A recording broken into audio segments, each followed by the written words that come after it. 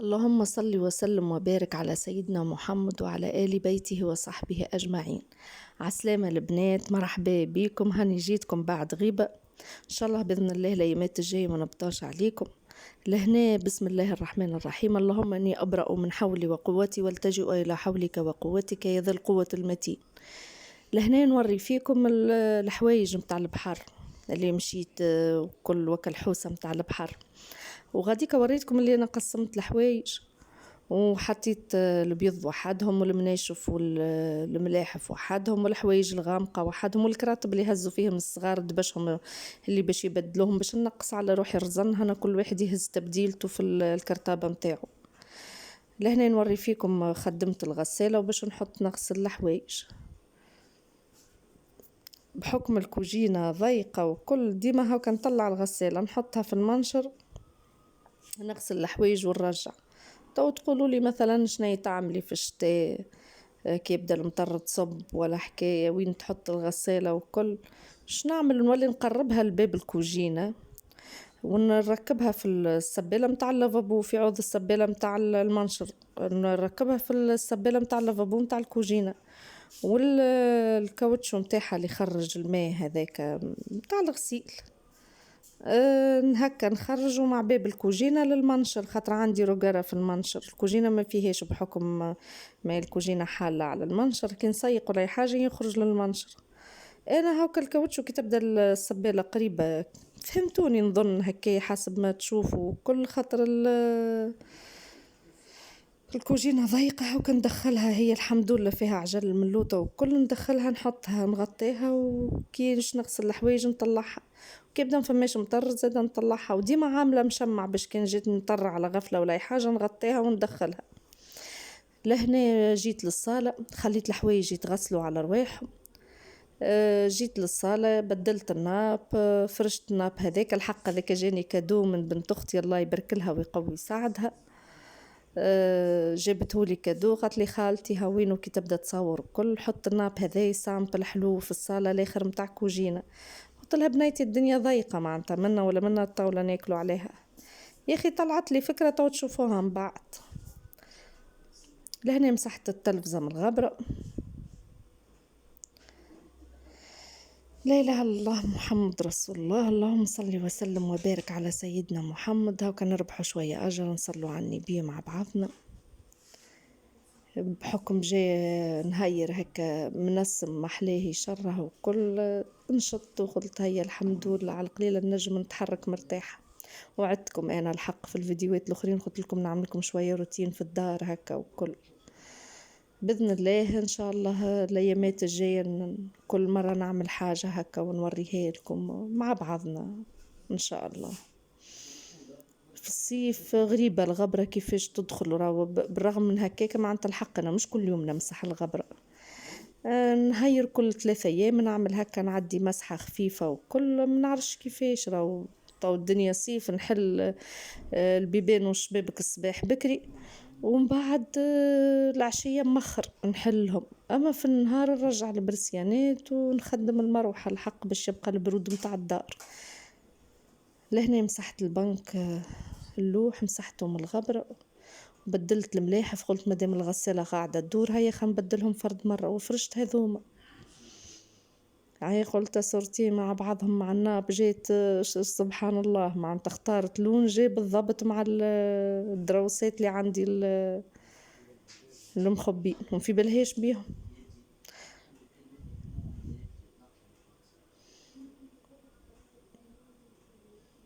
اما انا ظهروا لي في التصوير ظهروا لي غامقين منعرفش حبيت هكا صحيح يبدا لون مات هكا الكل معناتها فرد لون وكل. اما حبيته هكا يبدا اقترحوا عليا هكا لون يبدا محلاه ضاوي هكا ويبان في خاطر الصالة غامقة هي لوح وكل وكل لوحاتكم تشوفوا فيهم معناتها جاي لونهم غامق. حسيتها الدنيا الكل غماقت وزيدك زليزك القديم والحيط وكل لونه غامق. هي انا كاريتها الدار جيت نلقاها هكاك هذاك هو الدهن اللي عندهم دهنينه جديد اما نلقاه هذاك ان شاء الله كان سهل ربي. نحب نكلم ولات الدار وكل شيء ونبدلها الكل بيضة. يعجبوني الحيوت البيض الحق يعني، محليهم، تحس يعطيكوا سعة في الدار وكل. هاكا حطيت لها مشمع الطاولة بحكم الصغار وكل شيء، تلقاها هم حطوا هم هزوا هم مسوا مثلا، وعيلة تبارك الله وكل شيء. وليت عملت لها مشمع باش على وسخ. لهنا كان عدي في خيشة، أكل خيشة والله تعرف في الدنيا لونها بيضة محلاه. أنا بليتها بالماء وفي الكاميرا بانت لي لونها مرة. قلت أخزر كيفاش تبان كأني مسخة هكا الخيش الاخرين. قلت ان شاء الله ربي يسهل وناخذ الخيشه الفايبر هذوكم اللي نشوف فيهم الله يرى فيهم على الانترنت ويشكروا فيهم الناس الكل. ان شاء الله ربي يسهل هكا ونمشي المجازان نمشي نشوف نلقاش منهم وكل، ونشوف نلقاش لون باهي وناخذ كعبه باذن الله. كان سهل ربي وخرجت لهنا، كملت مسحت ونظفت هالدنيا وعديتها هكا. المروحه فوق التلفزه، الكليماتيزير تكسر وكل نحيت المحل بقى معايا عامين، هو اوكازيون بقى معايا عامين ونحيته. هاكا لهنا نوري فيكم في الصالة الطاولة هذيك. قلت لهم انا مانيش باش نعودوا ناكلوا عليها، عندي ميدة هنا هاكا نخرج في الحوايج. الميدة تو تشوفوها شوية اخر، ميدة لوح عادية متاعنا العربي. قلت نغسلها وكل وندخلها نحطها ورا البنك من غادي، فك الاسباس اللي بين الكوجينة والبنك. تو تشوفوهم بعد شوية اخر نكمل نخرج هذوما تو تشوفوه. واللي عملت هكا حطيتها هي وقلت نجربها ونشوف. لهنا ديما نطل على هذه بين الغسلة والغسلة باش مثل اذا فما هكا تفشى حكاية نحيها قبل ما تعاود تخرج في الغسيل وتجيني الحوايج كلها متفشة. حاسيلو نهار اللي غسلت فيه نهار بالرسمي متاع أبطال، مش بين غسيل الماعون ومسحان الدار ومسحان الغبرة ولا إله إلا الله محمد رسول الله وطيبت الماكلة وغسلتك الماعونك اللي شفتوه في أول الفيديو. هاوكا كان شفتوه الرخامة الكل هم عبي خلاف التناجر اللي حطتهم اللوطة. لهنا وريتكم هاوكا نشرت الحوايج باش نكمل وننشر الأخرين في الجنينة. هاوكا شفتوه هذا الميدة اللي قلت لكم عليها المصلحة هذي راهي بلاش يد، راهو ديما حاطتها على جنب في الشباك في المنشر. هذيك بالذمة عملتها متاع حاجات كيما هكاك نغسلهم بحكم هي كي خذاها لي راجلي وكل. قلت له هذه عريضة ياسر ورزينة معناتها ما تساعدنيش. قال لي انا ما نجمش نرجعها تو. قلت له خليها ميسالش هكا نعمل بها مثلا الشبابك الغبره متاع الشبابك اي حكايه. حطتها غادي على جنب من بعد ما نكمل بها الحاجه اللي نعملها نغسلها ونرجعها غادي في الشباك.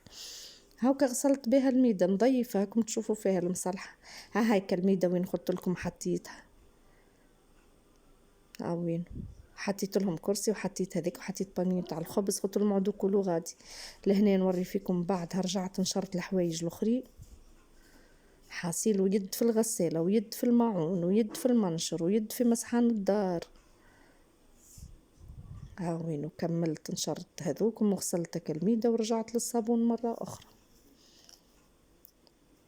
قلت خلي نكمل مادام النهار هكا مروح وكله مهوي ونكمل فيه الدنيا الكليكة ونرتاح. لهنا حطيت المناشف الجلاسير كله له أرمل. صبيت له شوية دينول